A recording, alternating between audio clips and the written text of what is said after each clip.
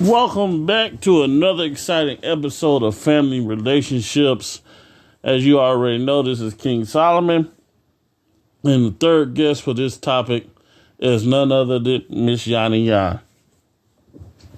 Say hello to the people. Hello, people. All right, Miss Yanni Yan, as we always do, we jump straight into it, no filter. Do you have a relationship with your mom? Yes and no. Do you want to elaborate or no? Yes, because, I talk to her on occasions. She's my mom, but, I feel like we don't have that relationship anymore as far as, me being able to, talk to her about certain stuff. Mm-hmm. Do you believe that other factors are at play? Yes. How does it make you feel? I always felt left out, and nobody ever noticed it, but I didn't try to express myself because I feel like I wasn't able to do so. I feel you. If you had a chance and say she was listening, what would you want to say to her? That I love her, and I just wish that we had the actual mother-daughter connection as far as being able to sit down and talk and her actually listen, because it's a difference between listening and hearing. Yes, it is. And I felt like I was being heard but not listened to. And it's a lot of things that I want to talk to my mom about and express, but I want it to be stayed between me and her. Mm-hmm. That's it? Yes. Okay. You and your biological dad, how's your relationship? Even though my dad is miles away, my dad currently stays in Texas. Me and him have a great connection. It took us a while to get there because we actually, sat down and talked about a lot of things. And I, for a long time, was mad at my dad. And I'm not the type of person that hold grudges. Instead of me being mad at my dad, I, as an adult now, went to him and told him I was mad. He understood my anger and where it came from, and we sat down and had a conversation about it. He didn't tell me, that I didn't have no right to feel that way. Because at the end of the day, everybody's going to have certain feelings towards certain things. And I talk to my dad every day. I talked to him for 2 hours at work, and we just talked about, everything. And, no matter the distance between us, I feel comfortable talking to my dad about a lot of things. And he listens to me and gives me advice, and he doesn't judge me about anything. I've told him things that I got judged for by certain family members, and he didn't judge me for nothing. And the reason why I thought my dad was going to judge me for certain things, because my dad is in the ministry, and my dad is well known for being, a church man. Okay. And the reason why I wasn't telling him certain stuff about me is because of that. Because I thought since he was a church man and in the ministry, he would look at me a certain way. Because, most people in the ministry expect certain things from others. And they look at them differently because they think, oh, that's a sin. You're not supposed to do that. And he never judged me for nothing. Because at the end of the day, he put his church aside from our relationship. And he looked at me as a daughter. He talked to me as a daughter, and he talked to me as him actually caring about my feelings and how I felt about certain things and the certain stuff that I was doing. He never told me anything wrong, and he never judged me for it. And I felt comfortable because now that I know my dad could put ministry aside and actually listen to me as his daughter, it made me more comfortable telling him certain things. Sound like somebody I would definitely keep in my inner circle. Oh man, I'm almost jealous of you. But I definitely feel you on that, because that's what's up. Because at the end of the day, you have to be able to differentiate between the two. Yes. And the fact that he's able to do that, he has definitely earned my respect. And you ready for this other ball? Sure, throw it. Okay, Hope I can catch it. But throw. Stupid, man. How's your relationship with your other dad?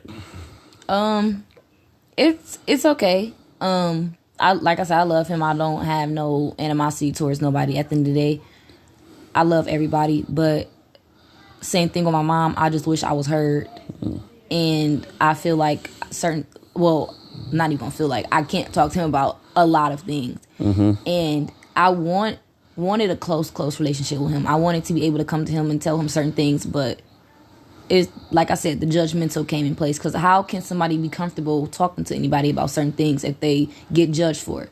So I never had that daughter-dad relationship with him. And I didn't have that with my real dad either at first. But I always wanted that because, he has a daughter. He has a relationship with his daughter. And, I'm pretty sure she talks to him about certain things. And he, she confides in him and he confides in her and all the type of things. And then I was just like left out. I don't know if it's because I was the stepdaughter, which I don't want to think about. But then again, it's like I know he's always going to look at her a different certain way because that is his daughter. And I don't, hate him for it. But I just wish that it was some type of equalness in it where I can come to him to certain stuff and not get judged and everything, so. I'm getting ready to do something that I've been thinking about for a long time. And I think now is the perfect time. I just hope you don't start crying when I say this, because Lord knows we ain't got enough money to be buying this toilet paper, tissues and wipes. I'm going to use these towels. You are 23 years old. From the time I entered into your life until this present, I've always thought you were a phenomenal person. Thank you. I'm glad that you thought that. I always thought you had a great head on your shoulders. You had some special moments, but you always had a great head on your shoulders. You are a mom, and you do one hell of a job with that girl. Because a lot of moms at your age ain't done half of a job that you have done. Your uncle, talking about me, my mom had me at 16. She was 16 when she had me. And the way I see you fight for baby girl, I am in awe. I am in awe because you're amazing. You don't let nothing stop you. And you have this drive that says, I am going to do this. You make me fight every day. You are an inspiration to me. Because I watch you every day and how hard you go for not just for you, but for that young lady. I am in awe. With that being said, I'm so proud of you. Thank you. I haven't heard those words in I don't know how long, but I appreciate I'm it. so proud of you. Now, since we are on the topic of ministers and their children, whew, you know how we do it. Why do people feel it's okay to use the Bible to justify their parenting because you may or may not be mad at your child at that moment? I think a lot of people do that mostly off the strength of, and correct me if I'm wrong, but this is my personal opinion, a controlling mechanism. Because, once people start doing better with their lives, they try to pretty much force someone else in their hand. So, like, for example, let's say you just now becoming a church person or in the ministry, everything that you did before that, and you pretty much embed what you did to your kid. So you cannot, like I said, this is my personal opinion. You cannot enter the ministry and slap a Bible in your child's face and expect them to all of a sudden abide by that. Because I notice a lot of people, when they get in the ministry, they feel like they have power over other people. So it's like, for example, let's say I go to church every Sunday, I'm in the choir, I do this, that, and the third, and I'm expecting the next person to do that because I'm doing it. So now you found a relationship with God and you push other people away, or you try to force them to be the exact same way, and then without no understanding, it's like, okay, look, you have to do this. You have to follow what the rules is in the Bible. The Bible says certain things are not allowed. You have to do this. You have to do this. And it's like everybody go through phases and experience in times of their life where they're still trying to figure out who they are.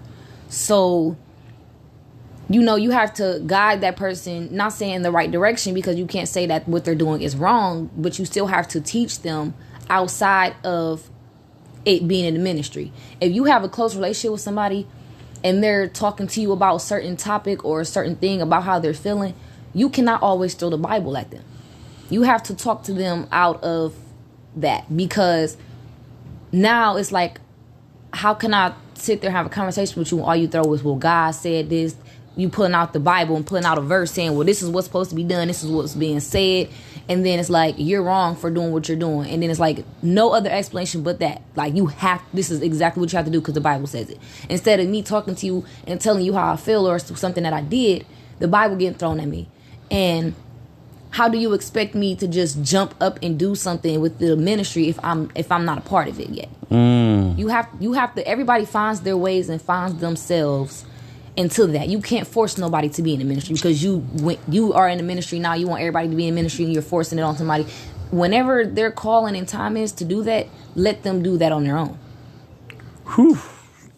Listen, y'all, that girl, she came out with that fire, man, and she's spitting. So that leads me into my next question. So we're just going to go ahead and put it out there.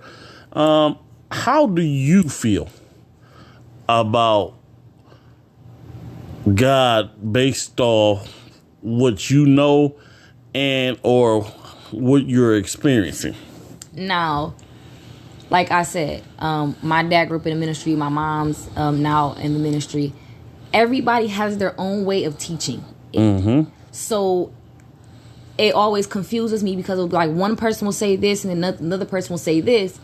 And it's like, me, I've always been confused about God in the Bible. I've always have, because I've never been taught exactly how it works. I've always been taught what was not to do.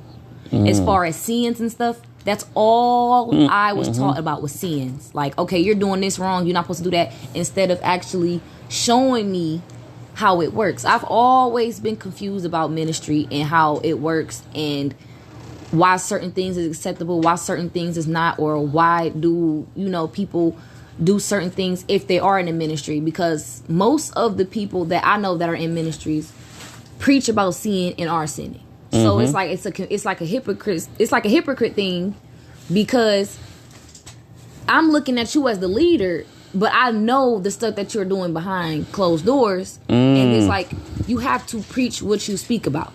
Yeah. So most of the stuff that I've witnessed in my life, I've seen people preach about it, but they're doing the complete opposite of what they're preaching about. So everybody sins. Everybody sins, and everybody say, oh, you have to ask God for forgiveness. Okay, but 9 times out of 10, people don't ask God for forgiveness. People don't pray until they either need God for something, or if their life going downhill, they say, God, please get me out of this. If you get me out of this, I won't do this no more. Or if you get me out of this, Lord, this, that, and the third. But you teaching somebody about ministry, but you're not going into every detail about it. Yeah, because I'm glad you said that. We have no problem saying, all right, these are 100 sins that you ain't supposed to be doing, but nobody teaches you how to walk or how to talk. Is that frustrating for folks in your age group that's trying to learn about God, but ain't nobody teaching them? Yes, because like I just stated, the only thing that I grew up around was sins. That's all I grew up around was sins. And all I grew up around was this, like everything of my life that I've dealt with was a sin that I've committed. And it was always be brought back to the Bible of how it was a sin. Nobody sat me down and actually described how the Bible works, how the Word of God works. It was always sin, this, sin, that. So me growing up, all I used to think in the back of my head is just don't commit a sin. Like, you're going to go to hell if you do this. Like, I never knew about repenting. I didn't know about forgiveness, being saved, being baptized. All I knew was me growing up is that God is going to look at me, seeing me do this sin, and I'm going to go to hell for it. That's all I grew up knowing because I didn't get the bits of details that I needed to know about that. And that's a powerful situation because the thing is I can attest to some of the things that I know you saw. And with that being said, you got to be real careful with how you align and define relationships and Christianity. Because here's the problem. The problem is you in the pulpit.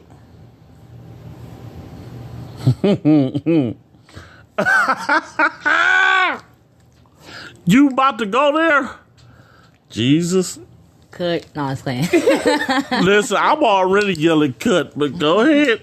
You in the pulpit. And you speaking in tongues. And you making commitments.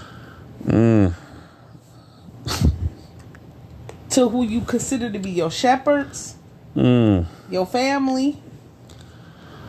And everything else. But on the flip side, you live in a total opposite life. And let's be honest, to some degree, we've all lived a double life. Let's be honest about that. And I have. To some extent, your double life may not have amounted to somebody else's double life. My double life is my social media and my reality. Social media takes me off of reality. Yeah. My double life is being considered the black-white girl. That's for sure. So, when I'm outside of the home, I'm very articulate. See, I can't even spell that word. I'm very articulate. For my words, how I conduct myself, my language, my poise, everything. Well, since we talking about it, I mean, I'm half hood, half church. I just call it chud. Very true. But there is a double standard. You ain't lying. And then there is Double standards. Because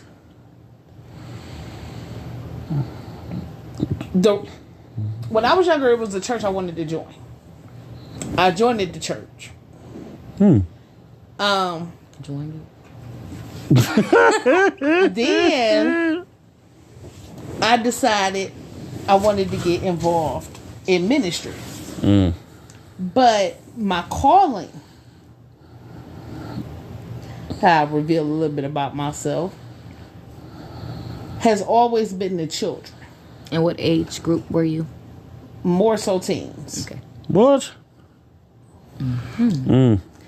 Jesus. Be offense. Reason being is because I can understand you.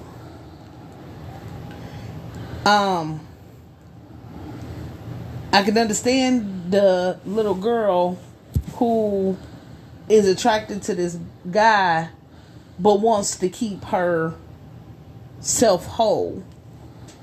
But wants to lose her virginity to this guy because she feels like if she doesn't, he's not going to accept her. I can understand the boy who was raised in a single parent household, and the mama decided it was a good idea to take him from being a boy to taking him to be a man well before his age. Yeah. And he's trying to understand how to navigate this thing called life. I still ain't figured it out. I can understand that child who has parents with all these crazy falsified expectations of this child and then beats this child into oblivion when they miss the mark. Mm-hmm. It's called tough love. I wanted to show children that it's nothing wrong with standing on principle. If you fall short, there's a saving grace. Mm-hmm. Because teenage years is the identity crisis years. And if it's not addressed as a teen, it affects every relationship in your adulthood. Mm-hmm. Because you don't understand that you don't have to compromise who you are to be with somebody else. Mm-hmm. So that was my attraction, but I refused to get involved in the youth ministry. Care to know why? Spill it. Let the beans out. Because I wasn't living right. I would not get involved in ministry, period, until I started living right. And you know what? A lot of people don't do that. Yeah, I am. I would not. Nope. Because I'll be like this. God ain't about to just kill me today. I would not. I couldn't. Not as far as ministering to someone else. Being on the dance team, I could do that. But actually having someone who's looking to me to direct them in the way of Christianity, and I have to speak to you and I have to talk to you, knowing that when I'm walking outside this door, I'm going to lay up with somebody. Yeah, I wasn't going to do that. I would not do that. So I forfeited. I'm not going to say forfeited. I put my calling on hold to get my life right. As you should. Because I was not going to take another person's soul to hell. Period. Good. And it hurt me to make that choice. Because it was open for me to do. But I made a decision not to. And I did not start answering to some of my calling until I started aligning my life with my calling.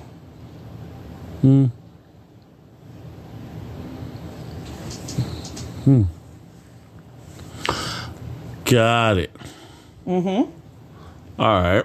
So in other words, I wasn't getting up in the pulpit knowing my life was bullshit. We say the word. Oh, so you just coming out swinging today. Being real. Father God. In other She words, committed a sin, y'all. Yeah.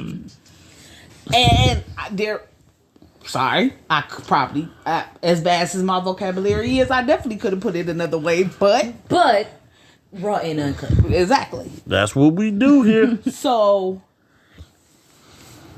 yeah, it rubs my spirit the wrong way when I see things like that.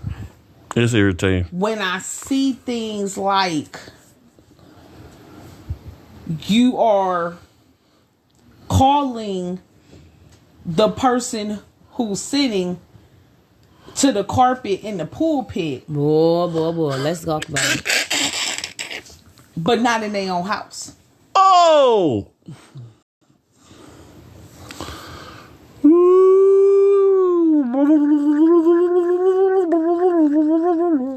can preach about sexuality.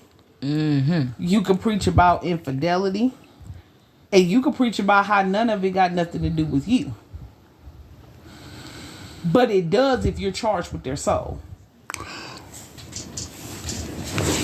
And the bomb had dropped. Yep. Pipe bomb. Explosion. It does if they've chosen to sit up under your leadership. Pipe bomb. And I'm sorry, but I have to be honest. How honest can you get, man? You know who this is. I'm never going to put the title minister in front of my name and not hold you accountable in every avenue of your life. Hello. Every avenue. I can't do it. And I'm not bailing you out when I know you doing wrong.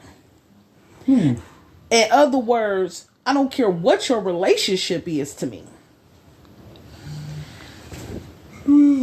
I'm not doing nothing that's going against what I say I am. I know I ain't. Oh, sorry, didn't you say? So that means I don't care who you are. If I don't agree with same-sex marriages, I ain't showing up to nothing you haven't concerning it. Jesus. I still love you. I'm still here for you. Because that's what I'm supposed to do. I'm not supposed to judge you. But I'm not supposed to condone you either.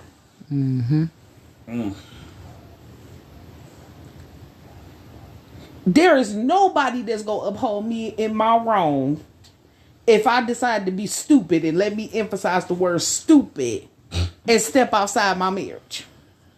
Oh, Jesus. I want to know who's going to buy me furniture to leave my husband. Okay. This conversation just got weird. That's how you know that there needs to be a redefine to the word commitment. Because that's the problem with relationships. We want to uphold you in your wrong, in your right, and in everything else, and call it love. No, that's dumb. That's not love. That's aiding you. Yeah? That's giving you a pass to continue to do what you're doing. But then I'm going to flip it around. I'm going to give you the financial assistance. I'm going to help you set up shop away from your home. That ain't good enough. But then I'm going to turn around and get in the pulpit and preach about how you wrong. But my money didn't say you was wrong.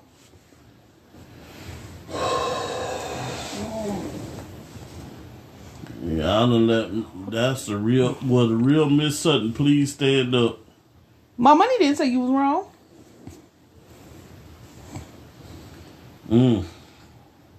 So where's my commitment? Where I is think the better question is, who am I committed to? Yeah, because you can't serve two masters. Nope. So if I'm doing that, am I not serving the devil?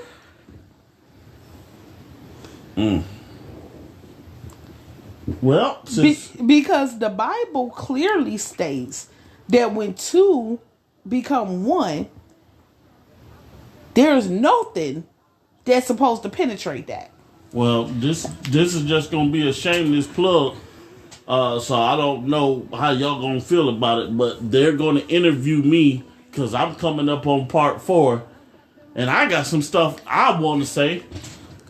Yeah, And because I'ma just let it out. and believe you me, am I throwing shots? No, I'm speaking from straight reality.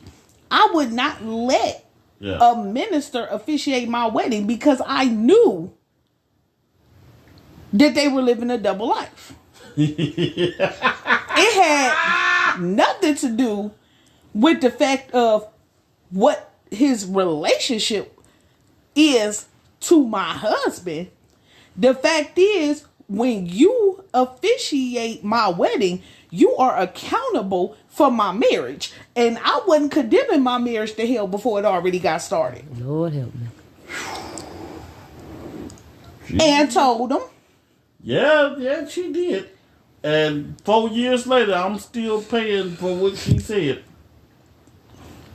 Believe me. And not ashamed at all.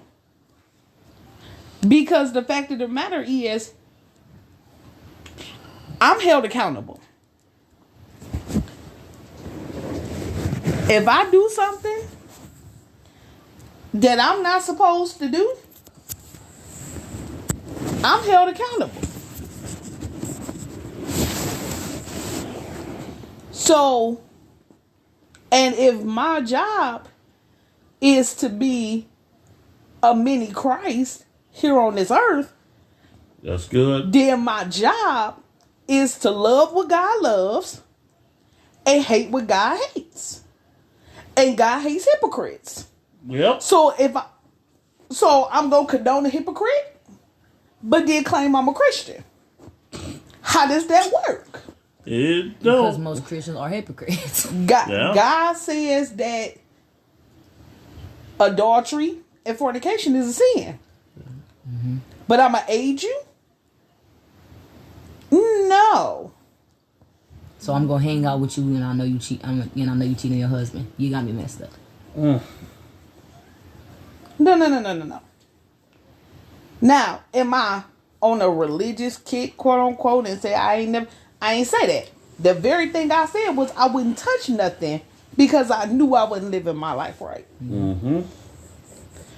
So the first thing that I did was hold myself accountable. Yes. And down to the point to where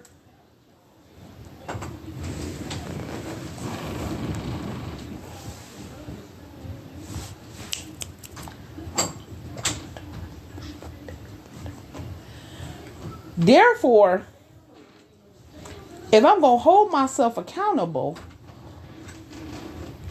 then I also have to continuously do self-evaluations on myself. Who knows you better than yourself? Besides God. There it is. So, what does that mean? That means that people wonder why they can't move forward. Because you entangle yourself in stuff. Could that be the reason why businesses haven't progressed? Because the attachment to what you know? Yes, because clear as day, when you know, you're accountable. Yeah, boy. So,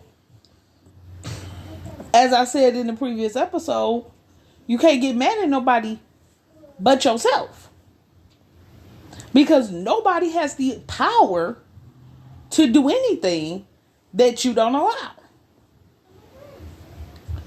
So that means that you choose to be a hypocrite. You choose to sin. You choose to live a double life.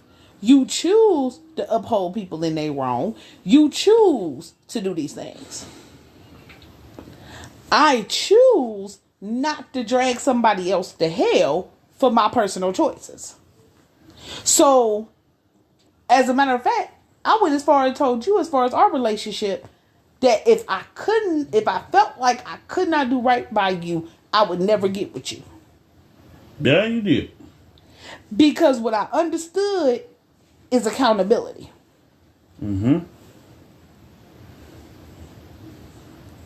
So it makes no sense to get married knowing you can't be committed.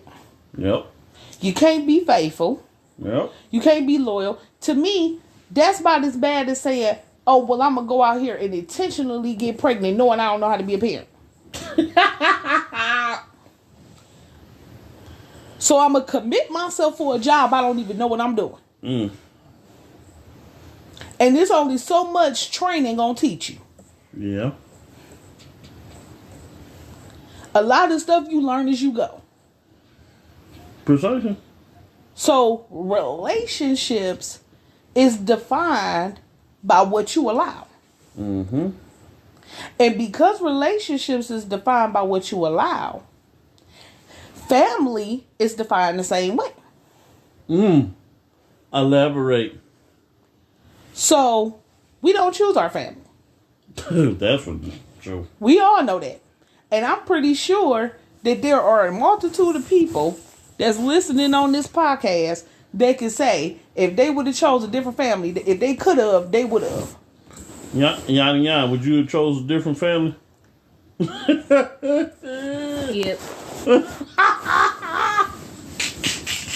And here's the thing. Because we don't realize how we psychologically screw other people up. Oof. Because of stuff that we refuse to do something about. That ain't gonna set well in the morning. We do. We do more harm to our own people than folks out in the street do. But that's my blood. I'm just trying to make them better. So blood means I'm going to show you a false representation of what family's supposed to look like. And then talk about you like a dog when you fall victim to the trap I set. I like that. Ooh. So, no, I have seen too much. Yeah. And that has always made me question. She done went through too much. And that has always made me question my spirituality. Same thing she just said. Not because I don't know God. Oh, I know him.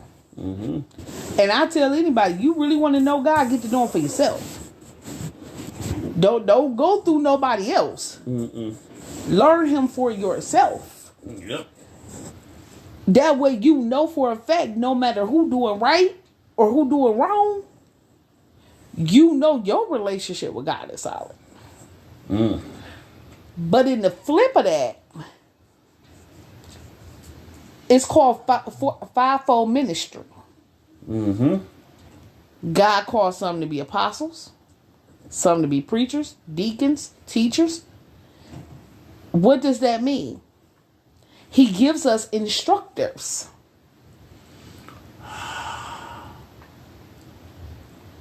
But if the instructors don't know how to instruct, Pipe bomb. what am I following? And you have to know how to follow before you can lead. Yeah. Because it makes no sense to get up there trying to lead people when you can't hear jack they saying.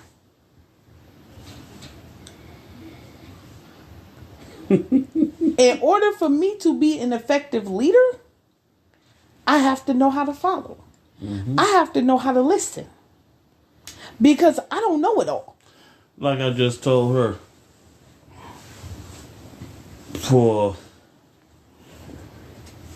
Since I've been in her life,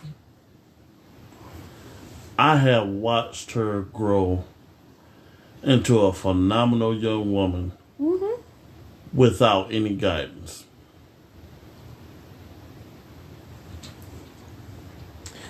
But what do you mean? There was guidance. There was guidance.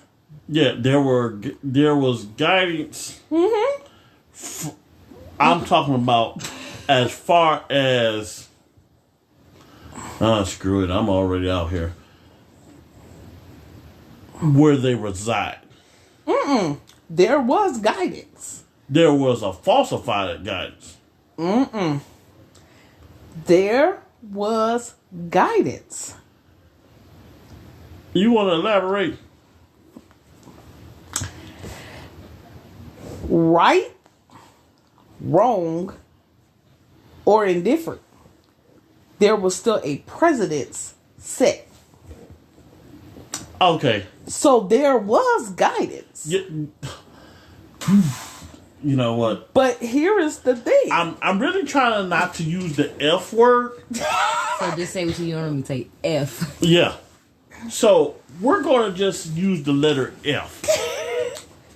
The letter F stands for false. Evidence appearing real. No, false, uncompromising killing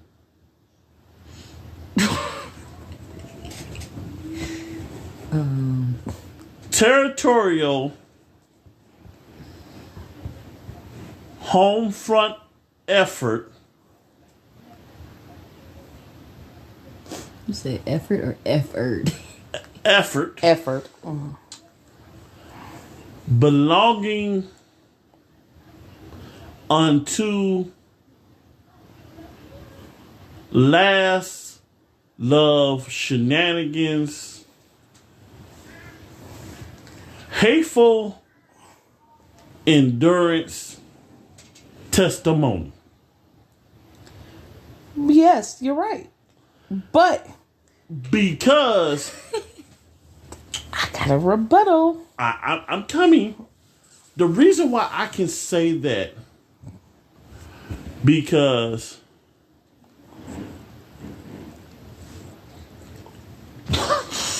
one is me. Me is one. The only difference between me and one is I stand up to pee and they sit down to pee. I get you, but here's what my rebuttal is. Unless they gangster, and then that's a whole tough different situation. But here's my rebuttal. My rebuttal is this. Like I said, there was rearing. It just, see, here's the thing. No matter what it is, there's always rearing. And a poor excuse of it. But it's always rearing. What you have to understand, okay, that's like prime example. If you change the marinade you use for the chicken, it was still marinated. It just mean it ain't gonna taste the same. It didn't mean you didn't follow through with the same process. You just chose to use different ingredients. Okay, well, I agree with you. However, the ingredients you chose to put in one piece of chicken turned out to be a better piece of chicken than you. Yes. On many levels. However, the damage Yeah. that was caused Yeah, because they got burnt up crispy. because the ingredients you used cooked the outside a lot quicker than the inside. Well, that's why a new chef is in the play. And is going to take very good care of them. True, but what we have to do is give credit. Credit to who? What we have to do is give credit. Because what brought it together? There would be no fixing if it wasn't something messed up in the first place.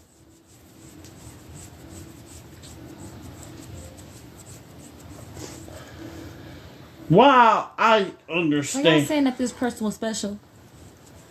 No. Actually, technically, What we saying is some pieces of the chicken was breeded differently than the other pieces of chicken. yeah, some pieces. Okay, so some of the chickens got burnt. No, Yeah, some While of the the other ones was still. Yeah, While the other ones ones was was- actually cooked properly. I get what you're saying now. So I don't really know if you can call another piece of chicken doing properly, because anytime you hanging out in the pot with the water boiling all the way up and down, I don't really know how you can call that proper cooking. well, you could call it proper cooking because out of all of the pieces of chicken, that was actually breeded and was raised, there's only one piece of chicken that actually hatched golden eggs. That's because While the rest of the chickens hatched white eggs, and a couple of the chickens broke up some eggs. And Like we still talking about eggs. the chickettes ain't matured to develop no kind of eggs, so we don't know it them. was only one, and the rotten one, and they put that one on their back because they wouldn't stop running their mouth. The point is, I'm just saying, if you gonna do for 1, 2, 3, and 4, then all 800 or all the whole group deserves the same. I agree, but you just taught yourself a lesson. Meaning, oh, I don't like you right now. You just taught yourself a lesson. All that too old, too stuff. Now you understand that you at prime time My name is not Deion Sanders. to breed correctly. That's not the point. It is. Because I'm just saying, of course, family holds different sets of rules depending on what place you are considered in the family. You know, I noticed that. So, if you are the elder's kid, then you're babied. And the saying, "It's not my place," gets said a lot.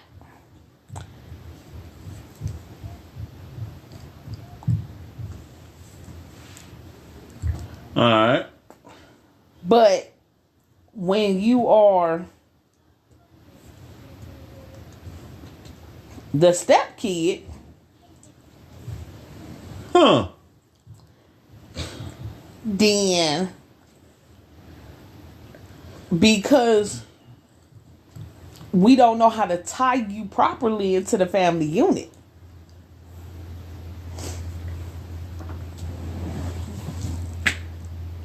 All right. So what does this mean? You ask, how does family and relationships work? So does that mean I'm a step uncle? I'm just saying. Since we want to be all retarded, we just gonna go 100%. No, you Uncle Daddy.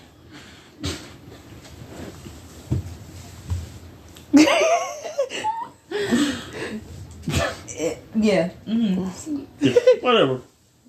But I'm just saying, like, I can't. I can never see it. Like, at the end of the day, I get on this girl's last nerves. She'll tell you. Amen. Yes. She'll be asleep. I'll go dig in her nose. I can't believe you just put that on the world. I do it to my wife all the time. Weird. Yeah, but am I lying? I'll go dig in one of y'all ears. Y'all be asleep. I'll be tickling your feet. They be like, dude, leave me alone. But at the end of the day, Eating my shrimp. yeah, Had to throw that listen, out there. whatever. But at the end of the day, You can't keep no snacks. shut up. Anyways, at the end of the day, I eat this. the one thing she knows, that if I'm coming, that if she called me or somebody that made her upset and she gotta call me, she gonna tell you, you don't want to be in my facility. Because if I gotta come because you done came after any of these ladies, May the Lord watch between you and your soul. I'm going to strongly pray for you. But this is why the word, well before there was an I do, I gave you a good list of I don't. You gave me a whole lot of lists of I don't. Exactly. That list was longer than... Lee Road. Nah, Lee Road ain't long enough. Miles.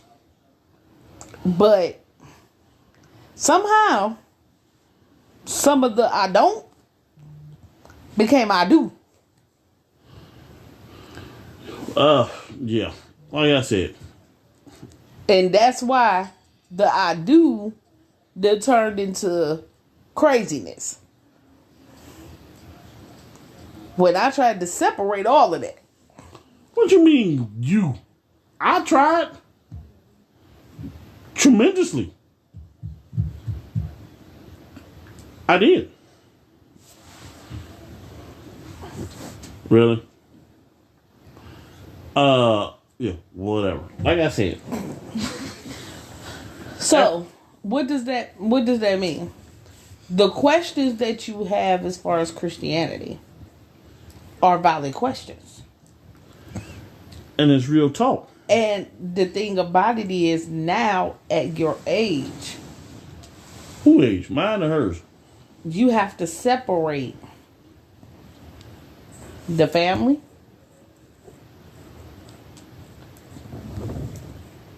the relationship, and Christianity.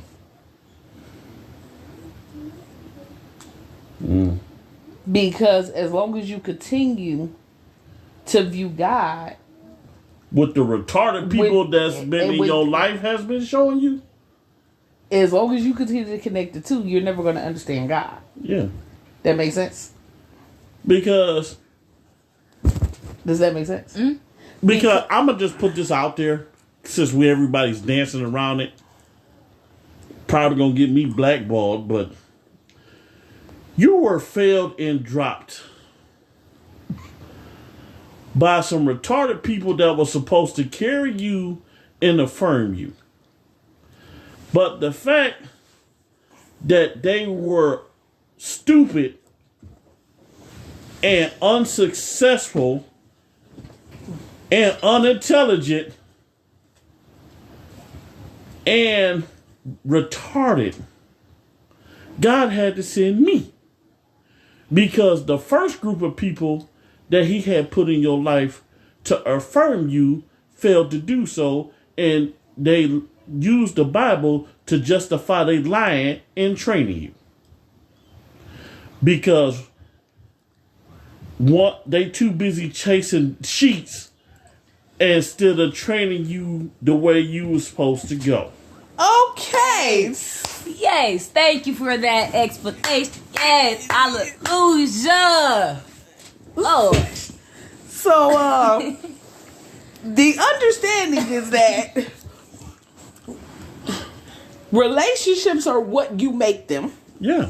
but you can't make a relationship until you learn to make yourself. Right. Well, she's a married woman now. What woman? She's made. Because she's being shown the proper way to do things. And you can't teach nobody about God when all you doing is chasing bed covers and sheets. But you also can't teach nobody about God without teaching the control aspect of it either. What control? They wasn't teaching control. All they was doing is say, if you go to sleep, it's a sin. I'm done. You know what? I can't If with you him. eat that, it's a sin. And you going to hell. And forget, yeah, and you going to hell. Don't you do that. If you do that, it's a sin.